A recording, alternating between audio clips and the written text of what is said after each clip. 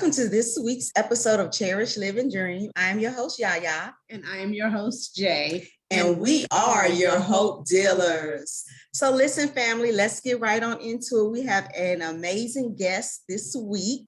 We have Mr. Dion Wingate. Thank you for joining us. Yay! Thank you for having me. Is with us today to share his awesome and amazing journey to success, given any adversity and challenges that he's had, and just to really let us know that he's got it going on out here in these real estate streets. Yes. As well as some other things. So without further ado, let's get into it. Again, welcome Dion, Mr. Wingate. Oh, thank you for having me. Actually.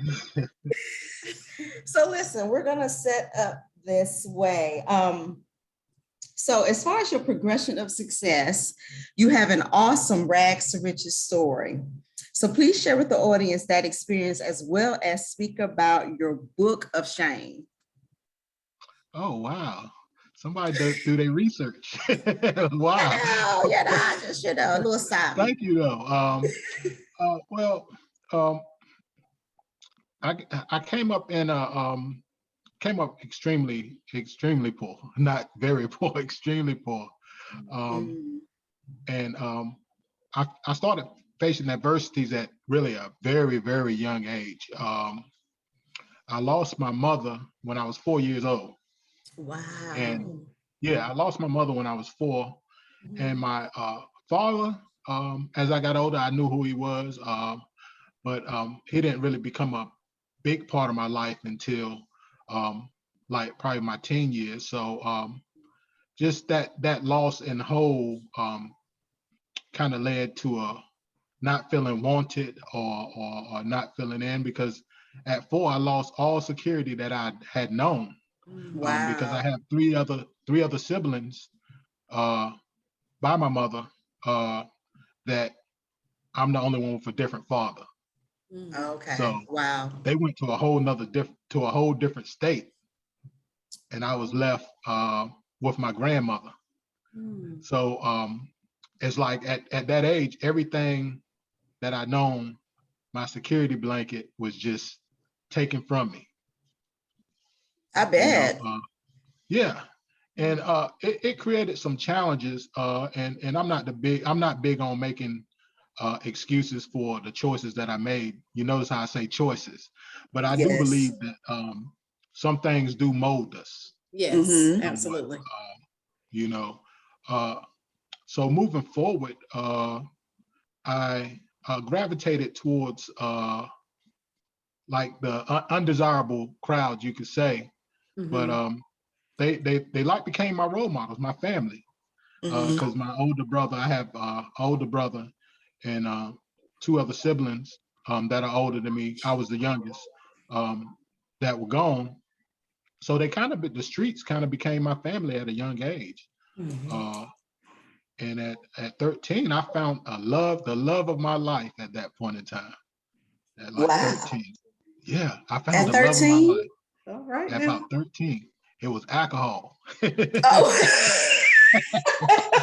Her name started with the name. Right. But all jokes aside, why I say that I found alcohol, because I truly did. I found something that could numb me. I didn't have to deal with the reality of just a sucks. What I felt like at that time was just a sucks life. Because at a certain age, it's not good to come to school, and bullying was going on then too as well. It wasn't cool to come to school and not the most desirable clothes. I was wearing a lot of my cousins and family members hand-me-downs. Because it's safe to say I was like an orphan. I mean, my grandmother was in her 60s at that time with a kid. That's the age where you kind of want to retire. So her mindset was totally different. Her mindset was, look, if you got clothes on your back, you're blessed, which is true. Yeah.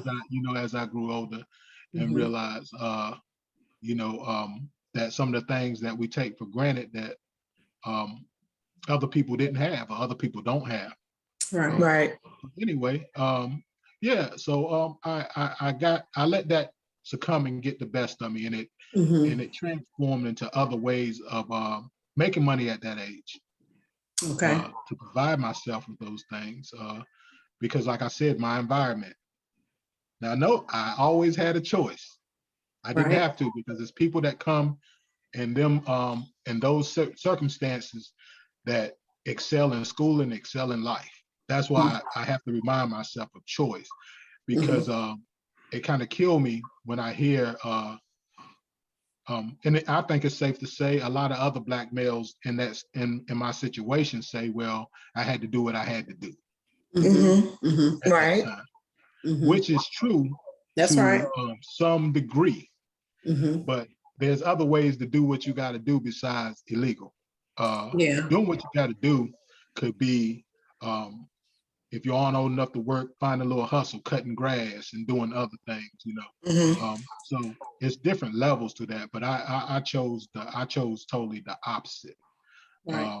And it led to just a lot of bad choices. If you mix alcohol, I don't know anyone who drinks, and at that young age, your mind's not fully developed anyway. No, it's not. Right. You're still You going through know, that whole development phase, your brain, right, all of that. exactly. So at that stage, you know, you start so young, numbing yourself with that. There's no way in the world you're gonna make the best decisions. Right. So along with that, what really sent me on a down spiral and like, forget this. I had gotten sent to the principal's office, and it was an African American male principal. I never forget him. And I'm gonna say his name. His name, Mr. McNeil. This was a school in North Carolina. Okay. And he told me, I was in his office. I was you know, I was troubled. He told me that I wouldn't live to get 14. Oh my goodness. Yes. So this back then, that was one of the Black male figures that's telling this kid. Now you don't know his background, you don't know all his loss and what he's been dealing with. Your trauma, all of that. Yes. Yeah, Didn't sound like he cared, to be honest. yeah, you didn't say, well, he probably need to see a counselor. Mm-hmm. You didn't even find out his background, what type of situation he was going into. That's right. When he was going home, you just put that stigma on him. Okay, he's acting up, and you know it's no saving him. When wishing some death on somebody that young, now that I think about it, he had a problem, actually. Clearly. And to be a principal and to be in that position, and that's the way that he speaks to you, that was already wrong. He didn't belong in that position at all. I mean, no compassion whatsoever. He definitely had a problem. But that kind of I lost my interest in school after that, pretty much. Because if you hear something enough, you'll actually start to believe it. And believe in it. So Yeah. I'm heavy on affirmations. You know, Yes. you constantly telling yourself that you're great and that you're, you know, that I'm a king, and what that comes later in life. Yes. You know, but at that time it was like I said, at that age, your mind is not fully it's not fully developed, you know. So like I said, I got into undesirable things, and then a year later or so, I end up getting a young lady pregnant. Oh, wow. Okay. Yeah. And that just added to the fuel. It was an interracial situation in a town where racism was like on a scale from 1 through 10, it was like a 9. You know, and I'm being safe with saying that because, you know, you have people that you coexist. Exactly. But you already know that it's different. You're not inviting me for dinner, I'm not inviting you for dinner type deal. So when that happened, that caused more tension. to make a long story short with that, I had got death threats. Now this is all that. Now we done moved up 2 years. This is 15, right? Wow. And I'm just I'm getting to what you were talking about, but I have to go through this to kind of so you'll kind of understand. No, you're fine. I love details. Yeah, take your time. So you'll understand my mindset at that time. Yes. 15, like I said, the racism was on a 1 through 10. It was like a 9, and I had received death threats. This is a 15-year-old. Wow. I was receiving death threats at school, and with me being from the environment where I was from, I took it really serious. So I end up getting a gun, bringing a gun to school. Someone told on me, and that was that. I didn't. I mean, thanks to the high power that I didn't get caught with the gun, but it was enough. Enough people had seen it that they had to expel me indefinitely. Oh, wow. From North Carolina school system. Okay. So nowhere in North Carolina I could attend school. But, wow. Yeah. The entire state. Wow. Yeah. This is now. Are you keeping track of the age? This is 15. I am. Right. And you're labeled. And you're labeled. And you did not find a gun. So to fast forward past that, so now as you can guess, I'm full-time criminal. Might as well say. And a young lady that I got that had, which is my daughter, now her parents made her give my daughter up for adoption, and kind of tricked me into signing some documents that I didn't really understand at that age. Right. So my daughter ended up being adopted when I was 15. So all I had was a picture of her. And that really took a toll on me. Even at 15, that really took a toll. Even though I was scared, I still felt a part of me. It was like, yes, okay. And who to say that wouldn't have probably changed the whole direction of my life. So fast forward, just the drinking got heavier, and I started getting deeper and deeper into stuff. And I was back and forth from North Carolina to DC, on and off. And DC is where I consider home, actually, because that's where I was raised, pretty much. And I just got caught up in a life of just negative forces. Just got caught up in that life. And for the life of me, I can't see how other Black males can glamorize that. That life is actually hell. It feel good. It's like a roller coaster. You feel on top for a minute, and then when you're at the very bottom, you're always trying to work your way back up. You get back up, then you drop back down.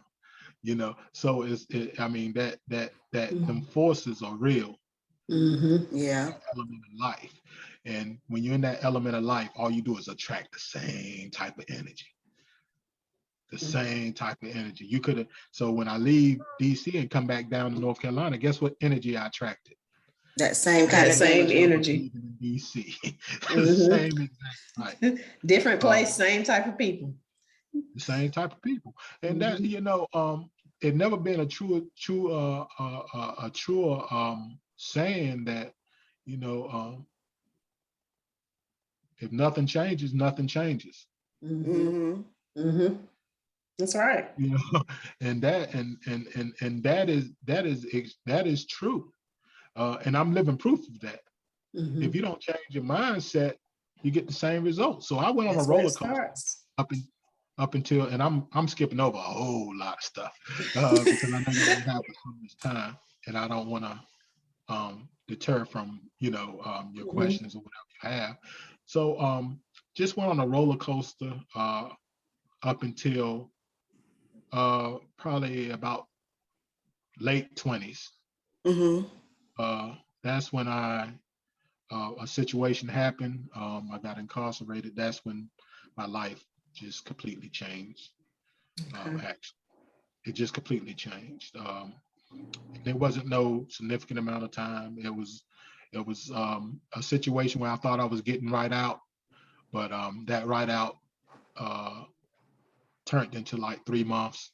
And that's a long time if you plan on getting right back out, you know. If you feel like you got a case where you're getting right back out.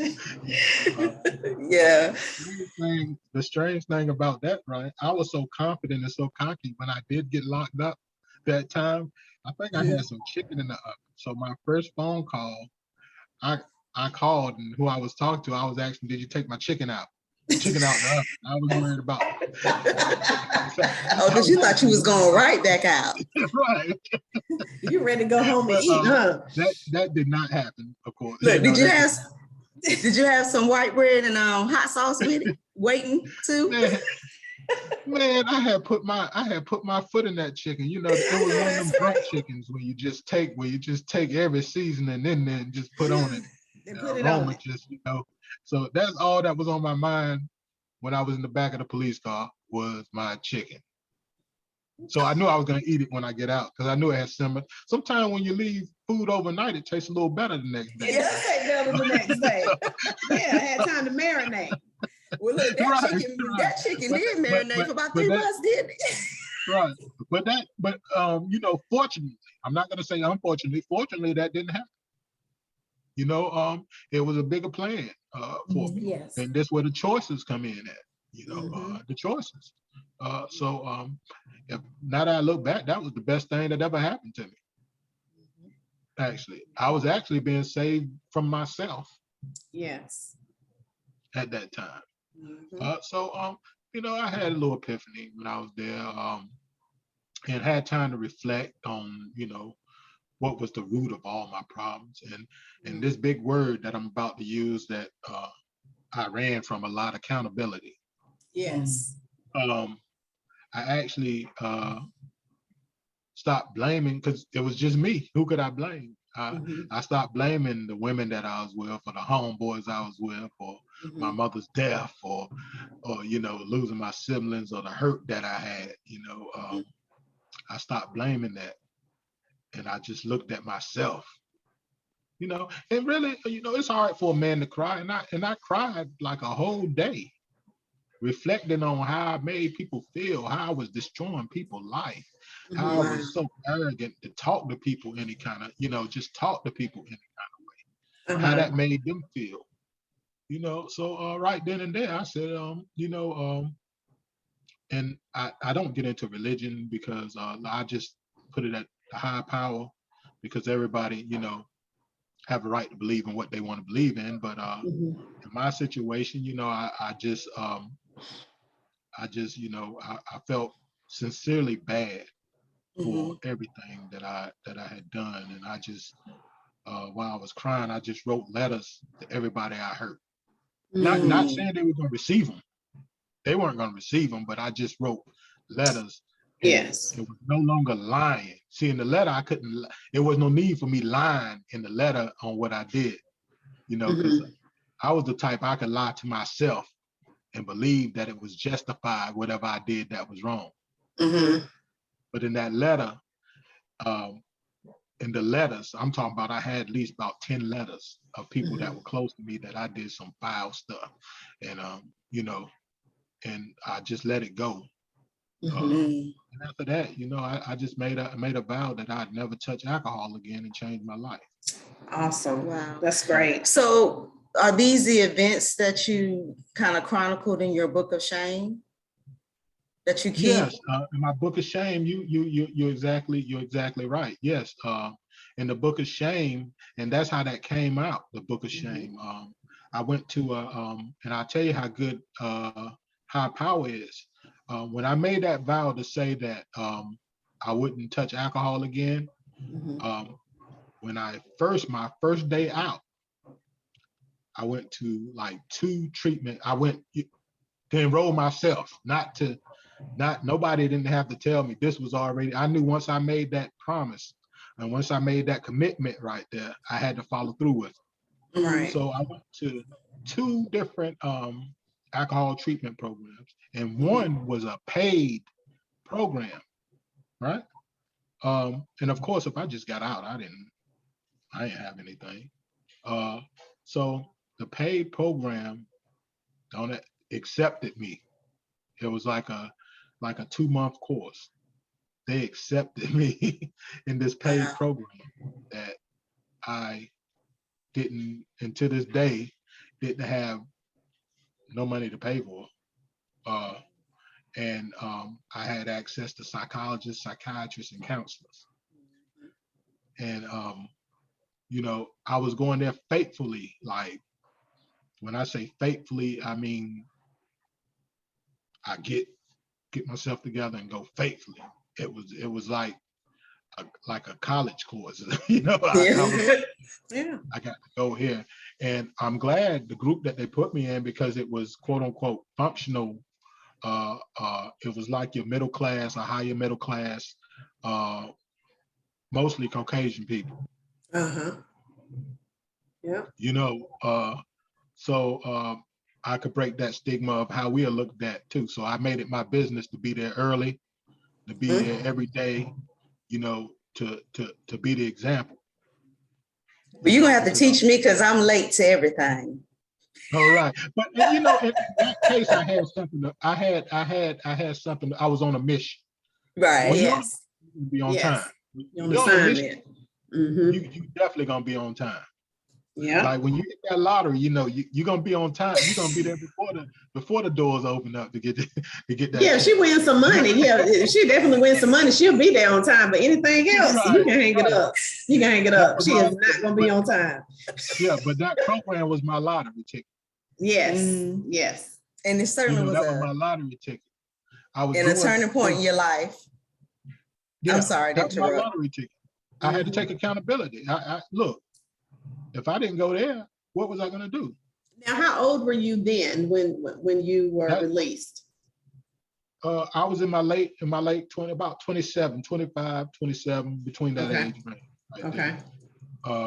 And yeah, I took it upon my, that was my mission. And through that, I graduated that. And the strange thing, the lady, one of the counselors, was like,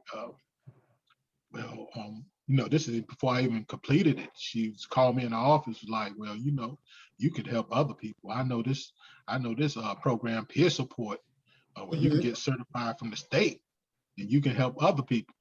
And that's how much of an influence I was having on the class. Because in my mind, I already knew, look, it's a wrap for the alcohol and stuff, in my mind. And but unfortunately, I think she had, I didn't know she had MS or something, and it took over really bad. And by the time I completed and wanted to go to the class, she was no longer working there. Wow. So but follow up, I must not have been ready, because in the future I ended up getting that certification. After I completed the classes, I just wanted to complete stuff. I had a job, and the job, I came from a life where if I was working for somebody, I still was working for myself. So the logic behind, and I was looking at all angles of things, the logic behind me sitting here breaking my back because it was labor type work, and I'm excited over, and I'm supposed to be excited over a $200 or $300 check for a week. That just didn't sit right with me. But now notice I did what I had to do. I wasn't too good till I could do better. I was never too good to do anything. I had cut grass, I had moved furniture. I was never too good to, if it was digging ditches, I would do it. But my mindset was like, man, you're a king. You can use your mind and make just as much, because I was like, I would always look at it like this. Well, this guy is really doing nothing, and he has nice car. He's here telling us what to do. You know, and really we're teaching him because we telling him how to operate things. He come in the warehouse, he don't even know how to operate half the machinery that we're working. Right. Wow. So to move forward past that, I just one day a situation had happened. I'm like, well, I'm gonna just get another job, and that was when they had phone books, when people used phone books. So, I remember phone books. yeah, so I just called other companies in the phone book, and I'll be like, well, I have experience already, and you know, because I was told that if you have a job, it's easier to find another job. That's what I was told. I was new to all this, and they will all tell me the same thing. Well, do you have your high school diploma or anything equivalent to that? And my answer would always be no. So my biggest fear was growing content. So I knew I had to make a choice. So I end up, I had a plan. I don't know if it was a good plan, but it worked out for me. I had a plan, and I wouldn't suggest this plan, but I had a plan. I knew that, because like I said, I had no interest in the job because I couldn't take pride in it because I felt like I was being taken advantage of, you know, because of, for one, my record and my lack of education. So I was being taken advantage of. So I couldn't feel no pride in that. It was while some people probably looked at it as a career, I looked at it like, well, this is just a job. You know? Oh wow. And I never belittled anybody for their beliefs or what they do. However you feed your family, what works for you works for you. You know, because you. But you just wanted more for yourself. Right. You can never determine another person's success. Right. Never do that. You know what I mean? You can never determine another person's success. So they had told me if I come in late one more time, they were gonna fire me. Right. So guess what I did? Came in late, or you was on time? On purpose. Oh. But look, prior to the conversation, I knew a guy who one of the co-workers, he had told me that they fired him, but they asked him to sign a paper. He said, man, if I would have signed that paper, I wouldn't have got unemployment. That was a red light. That was the street in my mind. And like, oh, okay. All right. So daggone if I ain't go to that meeting, they were gonna fire. I said, so I'm confident. You confident when you know what's about to happen anyway. Right. I'm just hoping that they keep their word and don't try to cop a plea like, well, you know, if you come one more time, you know.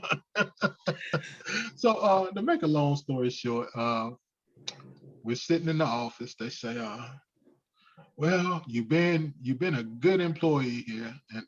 And I knew that was BS because I did very minimum, you know. When I say very minimum, very minimum. So I just cut through the small talk because I had other stuff to do anyway, right? I had already planned out my day because I planned on getting fired a little earlier than they fired me, right? So you were ready. So I just stopped them in mid-sentence, right? I said, so you're gonna fire me, right? And you should have seen the whole room just look at each other like, I said, well, what we just sitting here for? I said, am I fired? He said, yeah, pretty much. I said, okay, so y'all don't need me here now. He said, no, but first you got to sign this paper. I said, if I'm fired, I'm not signing no paper. And I walked out. And I drove straight to the unemployment office. Said I was fired. And got your money. That's right. Collected your coins. Collected. Prepared. So what happened after that? Since I felt limitations on me, I just went to school. Went to school and got my GED, and then went on to college. Congratulations. Yeah. Awesome. So I know you talked about a little bit earlier in the conversation, you talked about using your mind to do different things. And we know that you're a man of many hats. So Jay wanted to ask you some stuff about that. Because you do a lot, sir. Sure do. So we know that you have a foundation, you're in real estate, and you are known as the bow tie guy, and you're a model. So tell us about the foundation as you adjust your bow tie. Yes. My organization, Faye is Not an Option organization. You remember how I talked about I had no guidance and was a product. So now I provide guidance. So what we do, we mentor kids from 13 to 19. We teach conflict resolution, personal development, and economic education. All the things that I needed and I had to gain at a more mature or a glowing age. You know? So that's what my foundation does. And we began in a town, Sanford, North Carolina. That's where we first started, and it expanded to Wake County. Okay. And what we would do, we would have just different events and stuff, but we won't get into that now, I think. But yeah, I really enjoyed what I did in working with the youth. I would expose them to different things, like take them to Buffalo Wild Wings. I took them, like 20 kids, to Buffalo Wild Wings, not just to eat, but to just learn how the business worked. Okay. You know, so they gave them a tour of the kitchen, let them know how, you know, the different skills that they'll need just to work there. So, you know, of course they like the free food. Of because they course. catered, you know, Buffalo Wild Wings catered the whole squad. Oh, wow. So I would do things like that, just expose them to different people and different things. That's good. All right. So how did you start real estate? It's something that I always wanted to do, and I don't like limitations. So during the pandemic, it was like, okay, all right, you could panic because my nonprofit was what I was normally, you know, working. That was my source of, one of my sources of income through my nonprofit, because I am the executive director of it. Okay. So you know, that was one of my main things, and one of my main causes, my mission. That was my passion. That was my baby. But during the pandemic, you had to adjust, or you just got left behind. Yeah, Exactly. that's true. That's true. I just took that opportunity to do something that I wanted to do, that I always wanted to do. And, you know, I felt like that would be pretty lucrative, and there's different aspects of real estate. You have leasing, you have, if I was getting into flips like I'm into now, you know, and the license benefits you. You know, I do commercial real estate as well. So just a whole different spectrum. So during the pandemic, I just made the choice just to do it. It was just that type of choice. Your videos that you have up that I stalked. I didn't really stalk. I don't want you to think I'm crazy. Well, I am just a little bit, but you know, we're gonna reserve it for now. But my favorite part of your videos is when you change the signs. You know what I'm talking about? From like, I think it may say for sale or for rent or whatever, or it'll say under contract. Like that's like your thing.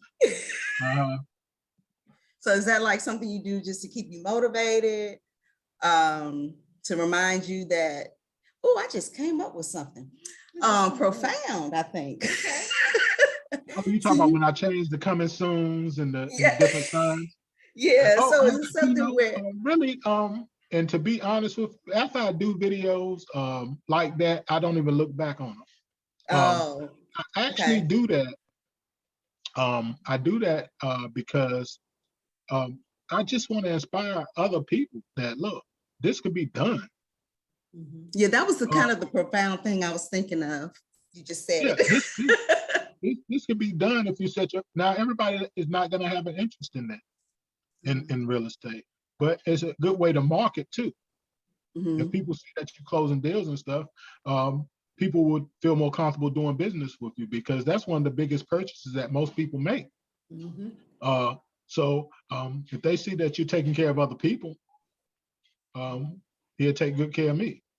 That's Yeah. the mindset. That's so Mhm. true. That is so true. And sir, you are closing deals. Yes. Commercial, residential. I said, okay now, Mr. Wingate.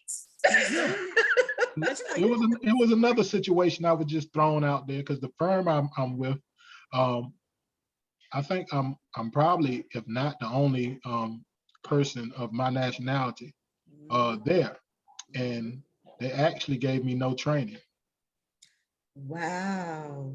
And you So doing, oh my that- goodness. Yeah.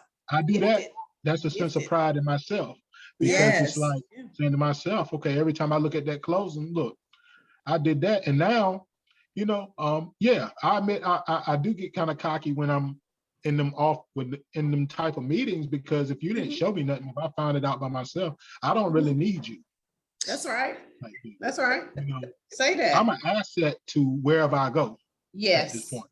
They need you. You don't need Yeah, I'm them. an asset. That's how I look at it. So I always knew going into it that if I grind real hard and make these sales and these closes, that I can have a home anywhere doing real estate, Mhm. and eventually just start my own firm. Right. So that was my mindset. Like, okay, you aren't gonna show me anything, I figure it out. Sounds like they was trying to set you up for failure. Oh, they did. They did, but see, that's about that. Like I said, the choices. Now I had the choice to say, well, can you hold my hand through this and help me and call and complain? I didn't complain. They just made it so I progress, and I'm glad they did it, because I didn't know it was so many aspects to real estate. Right. Right. If I would have stayed with them, I would have just thought it was residential. Yeah.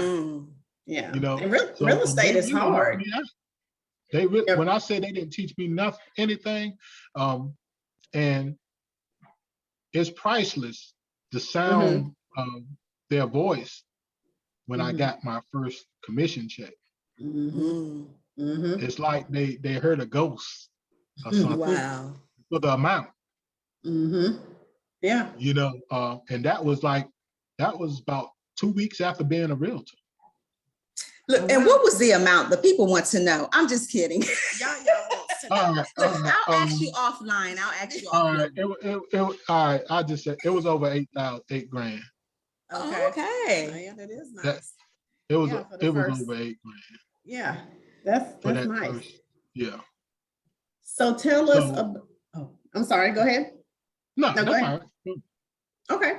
So tell us about the bow tie guy, the model. Yeah, how'd you get that name? Because I always wore bow ties. Now this started probably when I started my organization. So this was 3 years ago. I wanted to show the kids something different. I wanted to tell them they could be swagged out without sagging and stuff. That, hey, look, you can be cool just like that, So and 3 years ago, I learned how to tie a tie. So ever since I learned how to tie a tie, I've been taking advantage of it.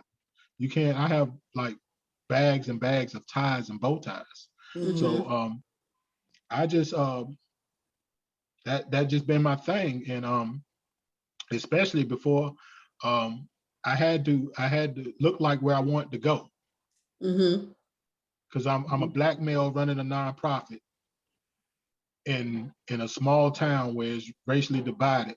So when I'm walking, so I had first thing I put a female to set up the meetings, and that they go through her. She was like the liaison before they actually got to me. That was so smart. That's how I got to a lot of the meetings and stuff. So sisters, that's right. My backbone. Yeah, that's right. We be amazing when we work together. I tell you, yeah, exactly. When we work so together. True. But however, I knew that I had to be the part. I had to be the part and you look good, you feel good, you're gonna dominate. So I would go in there with that confidence. What they took for arrogance, they would take from arrogance just from how I was dressed. They were just intimidated. That's Yeah, all that definitely, was. definitely. That's all that So, was. yeah, And if you're looking like you're looking now, quite dapper, might I say. yeah, Are thank you you. single? No, I'm just kidding. I'm asking for myself now. Yeah. So you are single? So yeah, we Is he answering the question or he's moving Did on? you what? I gloss didn't over hear the the question. question? What was I the said, question? are you single? Oh, now I got snatched up. Oh, he said he got You know, up. no, once you start making moves, you know, the energy change, the energy field change. Are we talking about your relationship status? Huh? Are we talking about your relationship status? We talk about all around the energy field change. Yeah. Oh Lord, I done changed the whole subject. Anyway, we go move along. I mean, you know, for one, you know, I think it's just the fact, and all jokes aside, I think it's just the fact of just that's all I work around is women, because women have been my go-to piece. They've been the ones who can walk into that meeting and set the And own tempo. it. Yeah. And then when I walk in, the black guy, it's like checkmate. Because they were thinking like an organization like mine, they probably in their mind feeling like a black guy couldn't be doing it with that background. You know, and I was, you know, but I got it done. So, you know, kudos to all the women that yes, assisted kudos me to with all that. of us. Yeah. Yes. Look, now I'm still back to women. I can't leave you guys. You know? Yes, please don't. Please don't leave us. I won't. Listen, Yeah, so tell us about your book that you wrote, Failure is Not an Option. Failure is Not an Option is the name of my organization. Failure is Not an Option organization. And do you have a book called Failure is Not an just Option? started from a record label. Oh. When I first decided to change my life, I knew that I had to stop what I was doing and do something. And I wasn't familiar with business. So I looked at it like I got to do something. So I just stopped everything and started doing I wasn't an artist. I just would invest in other artists and just started a label. F&O, that name came to me. Failure's Not an Option. So that's what I felt. So my whole brand been Failure's Not an Option. So Failure Not an Option Records, Failure Not an Option Organization, you know, and Failure Not an Option Clothing. So F&O. So I've been consistent with that. But did you write a book called Failure Not an Option or no? Yes, Failure's Not an Option. So where can we find that book? Is it on Amazon? You can find it on Amazon. It's on Amazon. You can get it, get the hardback, or you can get the digital. Okay. Yeah. And so the Failure is Not an Option as a clothing line, is that where I saw where you were doing like some oh gosh, what do you call those, modeling exposés or whatever? Oh yeah, you know yeah.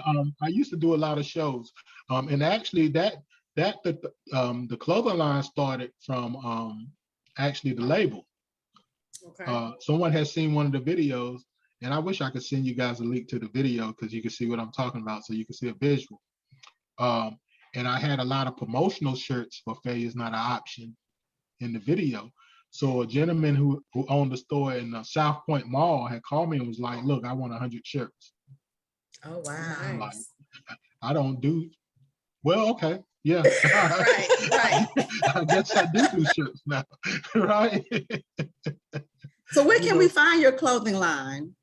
Actually, I don't. I just use them as marketing tools. So I do special orders if need to be. Oh, okay. Yeah, I always used it as marketing. I didn't never really something that I enjoyed, and people who like he bought them. that just gave me confidence to start doing shows, stuff that I enjoyed. I never, well, I took it seriously, but I never looked at it as a career. Okay. Got you. Well, if you need I'm sorry, but No, if we you got need it. a plus size model, just let me know. I got you. I got I'm you. available. Oh yeah, I got you. Okay, I got you. So Dion, I promise. have a question. So for any mothers that have sons between the ages of 13 and 19, how would they be able to connect with your organization if they have sons that are, getting in trouble and going in the wrong direction? How would what? How would mothers or fathers be able to tap into contacts? I can't even talk. Tap into your contact as far as helping their children or their sons with your program? Oh, okay. Yeah. I actually have a site. Okay. FNO, but it's not an option. That's what that means. FNO, the number 4 life.com. Okay. All right. And so, Yeah. yes. But at this point, we're restructuring due to the pandemic.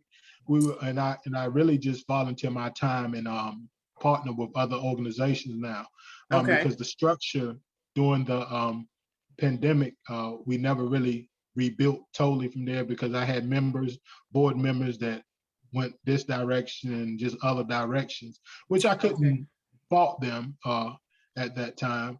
But I still have a few that we also still don't volunteer our time to different organizations.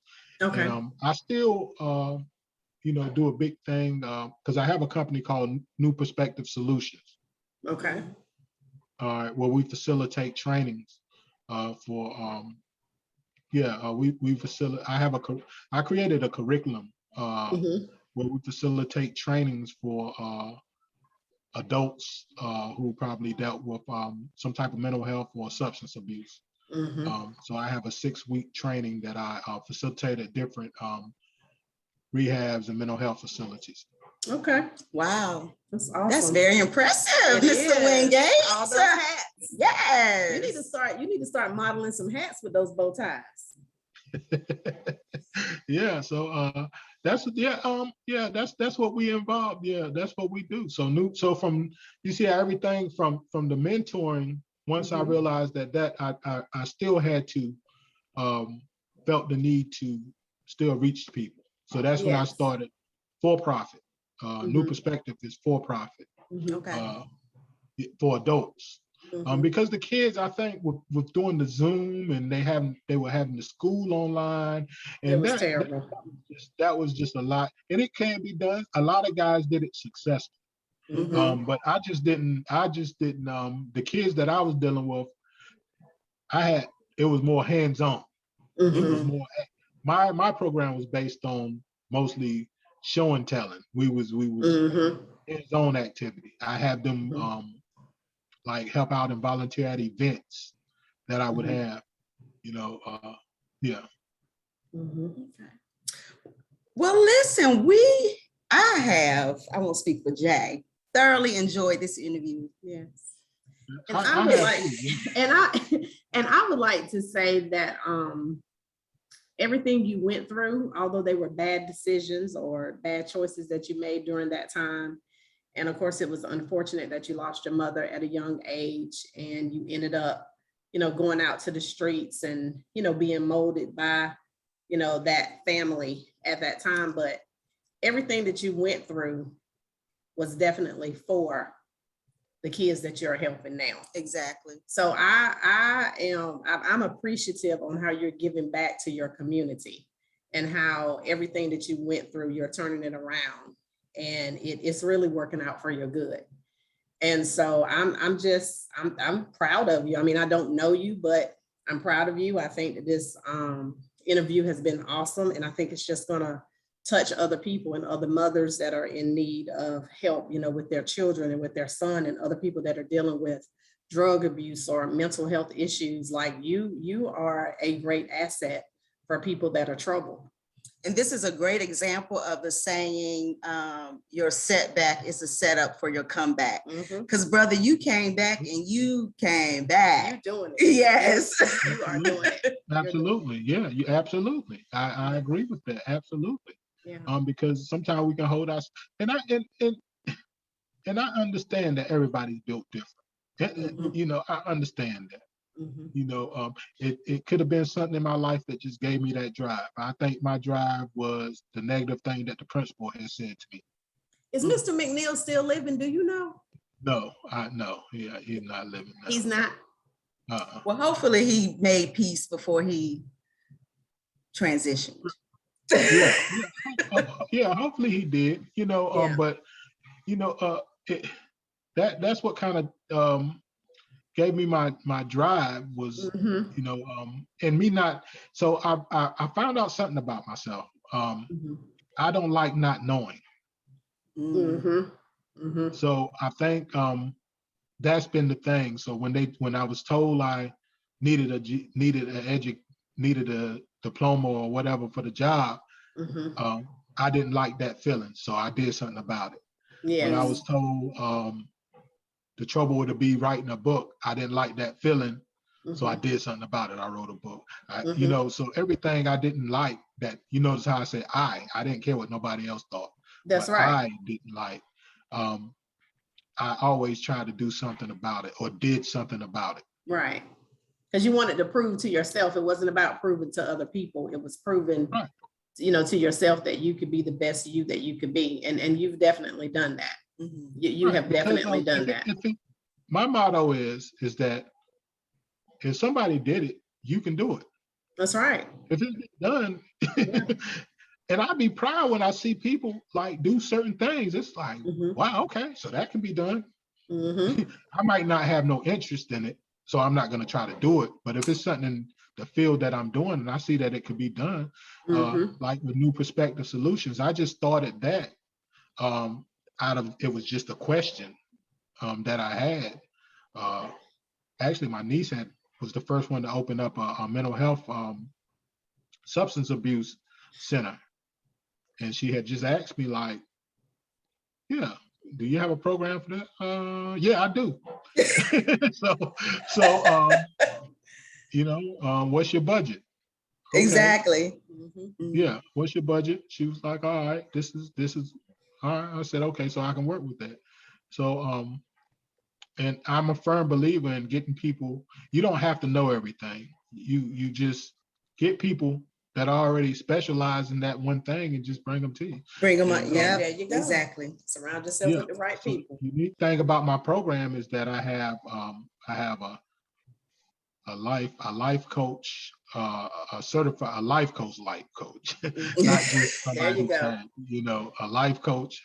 I have a nutritionist, you know, and I have people who have overcome. I have someone once every 2 weeks to come in, a special guest to speak, who is a success, who had a troubled background, you know. And why I have the nutrition is because a lot of people who substance abuse or any type of abuse, they're neglecting their body.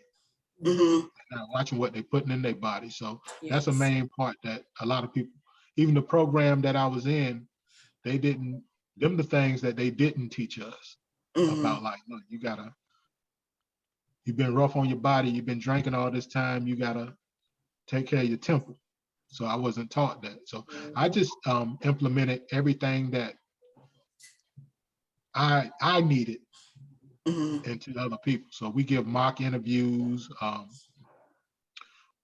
I make it fun. My whole premise is, if you look at the logo of New Perspective Solution, is the Chinese bamboo tree. That's what my whole program is based around, the Chinese bamboo tree. We're talking about bridging the gap for folks. Amazing. But listen, we again are just excited that you joined us today. You have given us a wealth of knowledge, information, and wisdom, and we so appreciate you. And so before we get out of here, Can you let us know, or let the audience know rather, how they could get in touch with you if they want services or have questions or just want to follow you on social media? Yeah, my Facebook is Dion Wingate, DionWingate. And if you're looking to sell or buy, contact your realtor with a bow tie, Dion Wingate, 919-551-2274. And New Perspective Solutions. We do have a Facebook page, New Perspective Solutions, and you'll Okay. see the big bamboo tree as the logo. And Okay. All right. yeah, so I think that's the contacts. I think Okay. if you're looking for any of the services, just reach out to me. Okay. Okay. Well, we certainly thank you again. And listen, audience, thank you again for joining us this week. Yes. We know that you have definitely gotten something out of this interview. I know that I have. And I have as well. And so we are going to see you guys next week. Bye. All right, you guys. Thank you, guys. Thank you. Thank you. Uh-huh.